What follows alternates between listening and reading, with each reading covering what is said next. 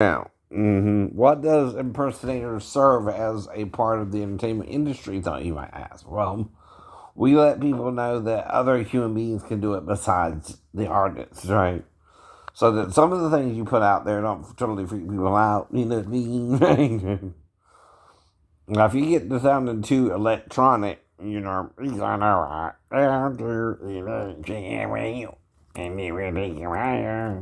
Oh, yeah, all right. To hear another human being do that, you say, well, maybe a human being can sound electronic too, right? That's part of the point too, and we're to back you up. We're your backup singers, but what we do instead is we teach people the copyrighted material under educational purposes, right? Yeah, brother, that's the back jack, right? That's why. That's why. So you don't get too weird on people. Like with the little scene commercial where they got the wombat or whatever it is turning its head all the way around, and that's kind of freaky now. Uh, right, if you're a human being, but we know that's also an animal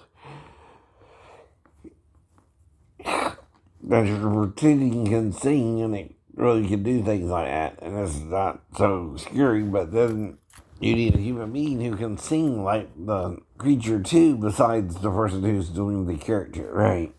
You need two people or more, right, to be able to do it. Well, why? You might ask. What does that matter? Because your artists are trying to branch out into new material, right? For everyone, though, too, right? See, it's not just for you, you're singing or coming up with new material. Like when an artist paints a Rembrandt, right? The only reason you know it's a Rembrandt is it's based off the style of Rembrandt, right? Now, you can still do a Rembrandt style portrait, right? Well, if I base my material off of uh, ACDC, like with Powder Keg, the song I wrote for them, right? I use some of their material. I'm a powder keg, ready to explode. I keep wetting the wire on the electrode. Well, see, how does that work? And then I do it as an impersonation too, right?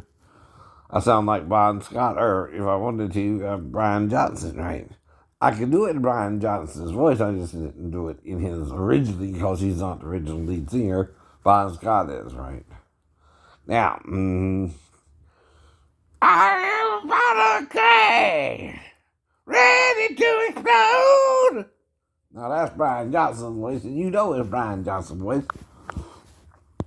So quit messing with me. Right? I can do it both ways. I'm a good impersonator, right?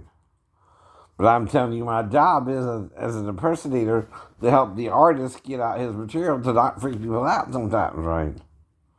It's kind of simple as that, right? Sometimes y'all want to go off into hip hop, a hip to the hip hop, the bang bang boogie, boogie to the rhythm and beat. Now you're doing that with some smooth flows,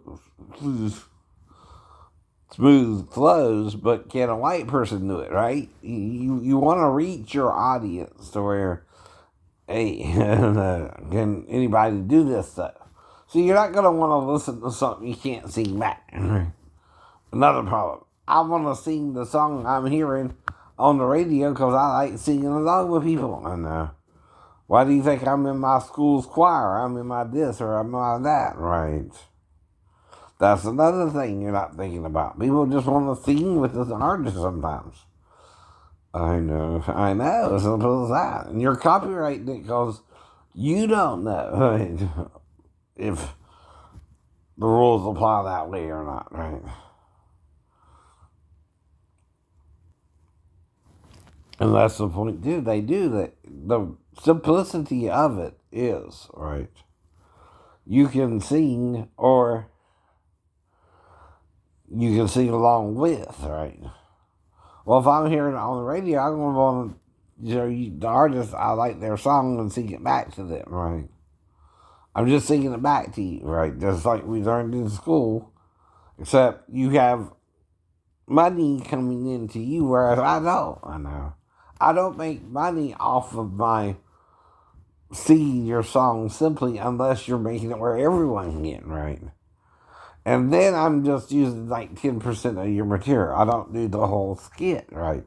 I use like a small bit so I can impersonate you, right? So you gotta let me do what I can do legally, which is 10% of your material, right? Now, if you put out 11 tracks on the album, that's a whole song I can sing. Of any one of the songs I want to sing on your album, right? Now, if I do them independently, right, and you're selling them, right, that's why I can do that. There's legal loopholes that allow me to do that, like any other loophole, right? So I'm trying to teach the material. Even Rudolph the Red-Nosed Reindeer, though copyrighted, is a popular song. Rudolph the Red-Nosed Reindeer, he had a very shiny nose. And if you ever saw him, you would even say it glows. Well, you can make that a parody song, and that's why are the other reindeer's nose is brown and his is red? Are they doing something funny, right? For Santa, right? You're joking then, you're making it a parody, right? Might be a little dirty, right? But then why are the other reindeer's noses brown and not red like Rudolph's, right? Now, what red does at night is if you're in the back, right, and you see all this brown, you can't see where you're going. But red, you can still see a red nose even at night, right?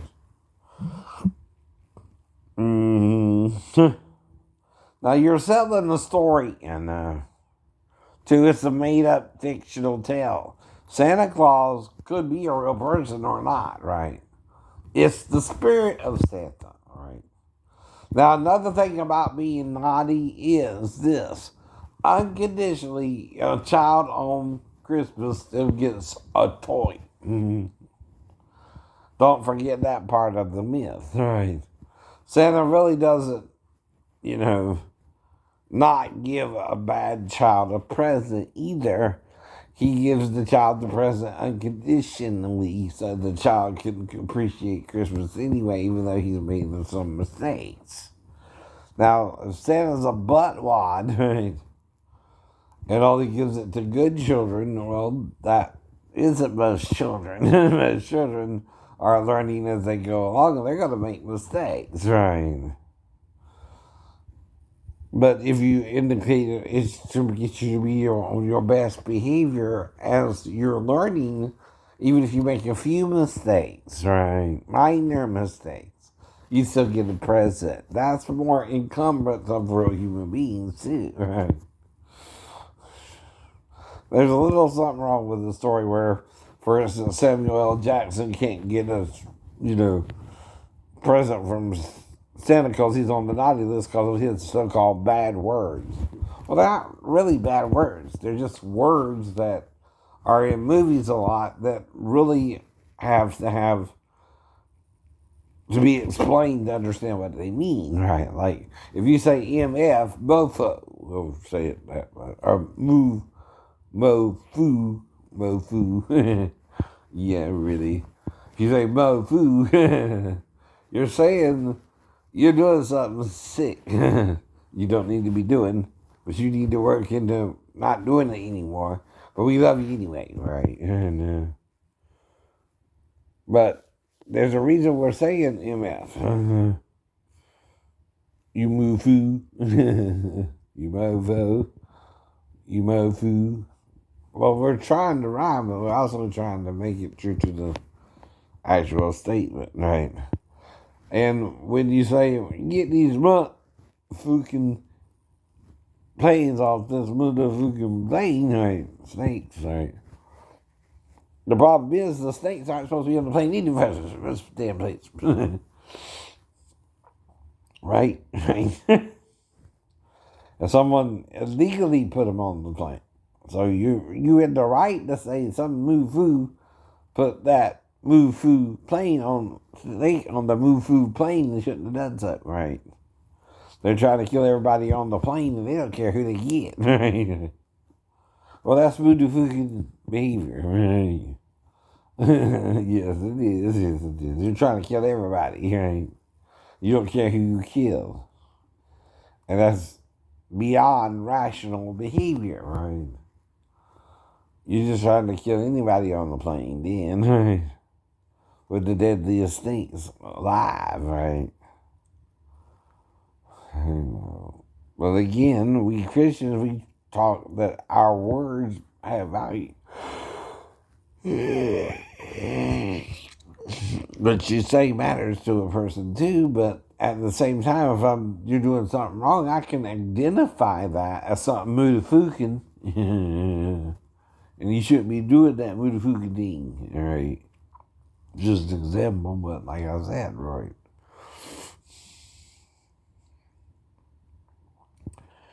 It's another example. It's like even if I'm sleeping on the couch, right? If my stepdaughter comes into me, I know to bring her back to her mother. You're not hearing what I'm saying, right? You can't prove I wouldn't bring her back to the mother, and the only one who would have a problem with it is the dad, right? Biological dad, right? The only thing he can do is molest her first. Like the father sure he's being, right? Instead of being the good dad, right? And trusting his wife's choice to live with me too, right? She knows if I'm that bad, right? If she can get rid of me too, just as quick as she married me, she can get rid of me, right? I know. And she knows that. She knows I'm aware that if she don't want to be with me, I should let her go, and we'll let her go, and that's what she's showing the asshole too, right? Uh-huh. But still, anyone can molest a child, whether she comes in there or not. But the thing is, he knows she did, right? Well, wait a minute now. You can't know that. You weren't there, right? Even Daphne don't know what I did with her, even if she let her go in there to me. And it wouldn't be too long before I brought her back in there to her, trying to help the child do something legal, right? Not illegal, right? Well, like what? You might say, go to potty. What do you think a 4-year-old will be waking up an adult for anyway, going to potty? She's afraid to go to the bathroom a little bit and wants a little bit of an escort. Probably something simple like that. What do you think I'm really telling you? Right. But you weren't there to see anything happen. You're jumping on the bandwagon. You were only for yourself, if it's Amanda herself. And what do you remember? You think I had sex with you somehow? No. You would know that, right? That I didn't have sex with you. Yeah. That's why she can't say anything unless she remembers me and her having sex. Which I'm going to say, wait a minute, maybe you dreamed that now. That sounds like a bad dream or something, right? Because I don't remember doing that, right? Or maybe I had a bad dream, right, about it. You coming in there, what I would do with you, right? I don't know, but it sounds awkward that he would even do that, right? Normally, right? With your mom being there, right? She usually would run interference, and that's what all I'm saying, right? None of that makes sense, not even to a mentally ill person who went mentally ill because of his shipmates, retard. Not training him to be an electrician, which could get him electrocuted, right? Which happened with the first job I was supposed to do as an observer only, right? If you watch the guys you're supposed to work with electrocute one themselves, right? Because they were jumping the gun to do the job and get it over with, right? And we're following powerful safety procedures, right? Is that good for you or bad for you? That's bad for you, right? And yet, what do? Tell on the guy, right? His name was MFM King on the shit. That's all I knew about. Maybe Aaron or Carlos or something like that. I don't remember his first name or his whole name, right? We usually use the last name anyway, right? When greeting each other, EMFM King or EMFM Lee or, right? And again, right? If the Navy isn't training its electricians, how am I supposed to do a job where I can get electrocuted? I don't know what I'm doing, right? Well, that's the problem with any job, right? That's what caused me a problem and messing with my girlfriend, right? That caused me to go mental because I don't know why she was breaking up with me and I wasn't saying nothing negative to her. And I thought we both knew what we did on the island was make love, not just, licking her, right? Unless she naively thought she didn't have to tell me that because he was a Christian. Well, no, dear, you have to tell a man you're waiting for marriage if he's a Christian too and he's willing to be with you that way, right? You have a responsibility yourself, right? We both did, right? I know. You're supposed to tell me you're waiting for marriage because I don't know you are or aren't. And some women in the church don't wait for marriage, right? You're being naive about that. If you think all the women in the church are waiting for marriage, my friends in my church are having sex with their girlfriends while I'm growing up. I'm the only one trying to wait for marriage, by the way. And I feel and willing to wait for it, right? That means a girl has to set up the marriage part, Mary Bell. That's why we couldn't get married. Daphne wanted to marry me. You see what I mean? She got us to the justice of the peace. We played the fine. We played the amount you had to pay to get legally married according to the justice of the peace. And they're the ones that really marry you anyway, not really the church ceremony. What they do is they pay the fee for you, and then you have the marriage ceremony on their location, right? That's all you're doing there is they pay all that for you and do the legal work for you, right? They have nothing to do though with the legal marriage. It's all performed for the courts, right? And in fact, if you go down to the courts, you're guaranteed to get married rather than if you go to the church because they can refuse. They have the right to refuse you service. You know what that means, right? That they can marry who they want to marry, right? And they can use religious grounds to not marry you, right? You can't force people to marry you who don't believe in your particular marriage. But the courts will marry you no matter what you believe, right? Do you understand? Right? Whether you're gay or straight, they have the right to marry you because that's the separation of church and state, right? The church can only marry you if you fit their religious rights, right? Or wrongs, right? And they tell you they don't think homosexual marriage is right, right? Well, that's a religious stance on it, but yeah, it's still their right to say it's wrong, right? But at the same time, the courts cannot use religion to do that, right? Because it's a state-run advocacy group, right? They're fighting for your rights even if you're gay, right? So therefore, you can legally marry in the courts. You just can't with all the churches because some of them don't believe in homosexual marriage. So you can't force that, right? On them either. It's part of the constitution of religion versus state, right? And what the state can do versus what the religion can do, right? And you can get married in the state, you just can't get married in a religious group, right? They're going to control who you can marry. And they do that for a reason. One, to control who's a true member, right? That's why sex does come into it, like with Sheena and me or Pastor Thomas or Pastor Davis. And I'm just saying some of it metaphorically, right? I don't know if Kathy, one of his youngest daughters, dreamed of being one of the two witnesses one day or not, right? But that would be a reason why he would have a problem with me telling him I was one of the two witnesses at my age. And if his daughter was telling him the same thing, either one, he had two, right? It's kind of like a Jacob experience there. But if either one of them told them they could both be one of the two witnesses, right? I don't know that, right? But if they did, I would only be making that up hypothetically to try and figure out why he had a problem with me being one of the two witnesses. See, that would give you a reason as to why, maybe. Both of us thought they were marry one of the two witnesses. And like with Leah and Rachel, who says they couldn't, right? Or their dad might have been saying they couldn't, right? Well, that would cause a problem there between me and the pastor and his daughters, right? And there would be nothing I could really do about it, right?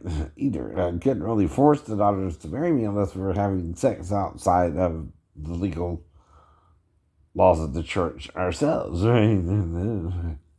Still the way to do that, right? And still marry them, right? But still not know I married them, right? And that's what I mean, too. That's why you could have sex in and outside the church, right? If you don't tell me you're waiting for marriage and we have sex the same night or the same day after we meet, you're the one who's supposed to tell me that. I can't read your mind. I'm not expected to either, right? You're expected to tell me if you're waiting for marriage when we're dating, right? And within 2 days, you're supposed to tell me if you're willing to go all the way with me. If you let me go all the way with you, you're having sex with me before we got married, right? And I'm consenting to it too, right? We both consented to the sex. I'm not saying you raped me now, but you can't say I raped you either, right? Because I didn't tell you what I was supposed to tell you if I was waiting for marriage, right? I am not expected to read your mind and know what you mean, right? You're expected to tell me, right? That, right? And therefore, all I can do is apologize that I didn't understand that part if that's what you really meant, but didn't say, right? I know. And all I can do then is apologize for misreading your signs and going further than you wanted me to go, but you could have still stopped it when something longer than 2 inches went inside your body, right? Something also went inside your body like we were having sex, even if it was what was called a quickie, right? Because we weren't in necessarily a optimal place to have sex, but under a park, right? And we knew it had to be quick either way. That's called a quickie. It's called a 1 day sin when you do it in the day before evening, right? Now, in Moses' law, you are only considered unclean if you did it by yourself or with a woman. One might imply masturbation, right, of a male cleaning his pipes once a day, right? The other might imply sex with a woman, right? Because those are the only 2 ways he mentions doing it, too. Is one is by yourself before evening of that same day you do it, right? So that sounds like masturbation if you listen to what he's saying about it, right? You're by yourself, your seed of copulation comes out of your body and gets on your skin or garment, naked skin or garment, right? And the only way you can do that is if you're pleasing yourself, right? By yourself, right? He's describing the act that, right, what you're doing. Is by yourself, and one is with a woman. And both you're only unclean to evening. So you can do both legally, right? Until you find your wife, right? Well, that's what's expected of a male. You masturbate until you find your wife to relieve your sexual tensions, right? You don't rape women, right? That's still a sin, right? Now, if the woman was unbetrothed, you would have to either marry her for the rest of your life, or depending on how you enticed her, right, just seek her father's hand in marriage, and he could say no, he didn't want you to marry her, but you still had to pay her a dowry, right? Which is what you pay when you marry a woman anyway. You pay that to the father instead of, right? But you might say, well, doesn't that make her a prostitute? No, it's just you're showing you were with the girl first, and it's kind of like a annulment, but not as, money's involved with it a little bit. It's the father rejecting you for his daughter, right? If he doesn't accept you. Now, he can also accept you and y'all get legally married, right? That's probably what it's about there, right? If you're having premarital sex, like with Seacham and Dina, you're into each other. She's going to their camp and being with Seacham, right? That's not rape. That's not right. That's the daughter going to the young men, right? And Simeon and Levi overreacted like brothers, not like father would. Right? And they're overprotective of their sisters sometimes, right? Sometimes the brother could be a problem where he's overprotecting the sister from being with the guys she wants, but he don't want her with her, right? Because he's a pretty guy like me, right? But anyway, those are things you got to deal with in dating, right?